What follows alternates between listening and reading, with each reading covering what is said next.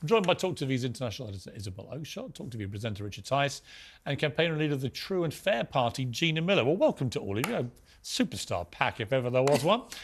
Gina, so I want to start with you because Dominic Raab, his future hangs in the balance. This report into whether he's a big bully has gone to number 10. Rishi Sunak has spent hours going through it. No decision or announcement based on what he's been reading today, so we expect it tomorrow. You yourself had an experience with Raab which makes you think he is a bully. Well, they're two different things. I've had personal experience where he was a bully to me, but this is in what way? So I was doing a morning Today programme about the case that I brought, my first case, and in coming down from the show, in the lift, he basically called me names. Like what? Like can't work out if you're just a silly bitch or if you are rich or if or you're just naive. He called you a silly bitch? Yeah, or if I was naive. Dominic Raab called you a silly bitch? Yeah. Wow. He was furious. Wow. Well, you came here to defend him. Can you defend that? Hang on. So, hang on. But after that as well, when we next met at another occasion, when we were on, we were going to another Question Time show, whatever. And, you know, his behaviour was inappropriate as well on that occasion. In what way? And I've written, I was on the show, I was going to be there with Nish Kumar, the comedian who was on, my brother was there.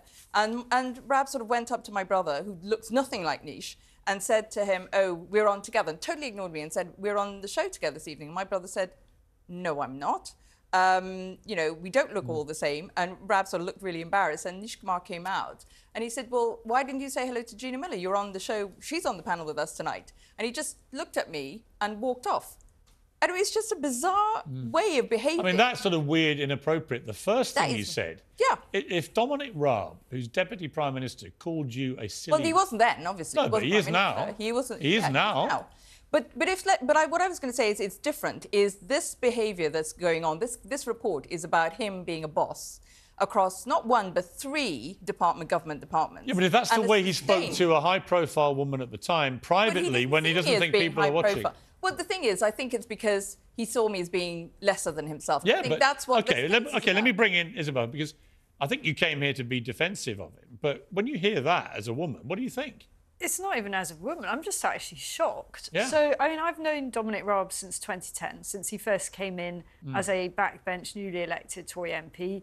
I have never found him anything other than, at the very least, civil. I think he's got a very, very strong work ethic. He is a workaholic. I think he demands very high standards of himself and the people who work for him. And I strongly suspect that that results in him sometimes being quite And what do you feel now you've heard this? Quite demanding. So I was absolutely going to defend him on that basis. If he said that, that is But you can also outrageous. go and see how he wrote about me as well and talked about me in press, but that particular line, I mean, it's that phrase. Should anyone be Deputy Prime Minister who calls women silly bitches? I mean, that is indefensible. That's obviously the first I've heard of it.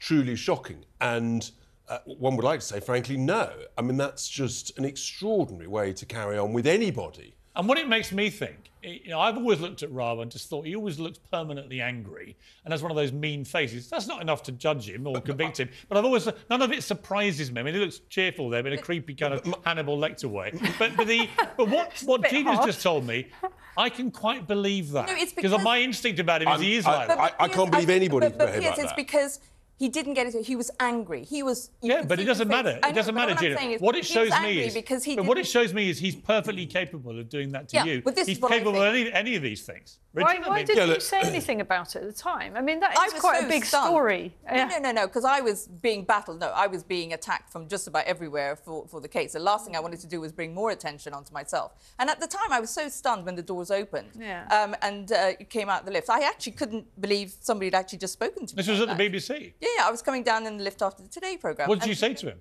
I didn't say anything because my car came, the runner came up and sort of said, "Your car's here, Mrs. Miller," and I went off. Is it possible to misheard? And in the way, and the reason I know that is because I've got this thing, a weird habit. I write things down, and so I actually have the diary from the time where I wrote it down. Have you ever talked about this before? Well, not. Not that. Quite like Piers Morgan this, but exclusive. also no, I did do an article in the Independent. They checked and they saw my entry. You in my didn't diary. include that particular part. I said that he not that particular phrasing, but I mean, I got to say that to me is a big development It's in this, because it problematic. shows to me this is a guy who talks to women like you like that. That's pretty shocking.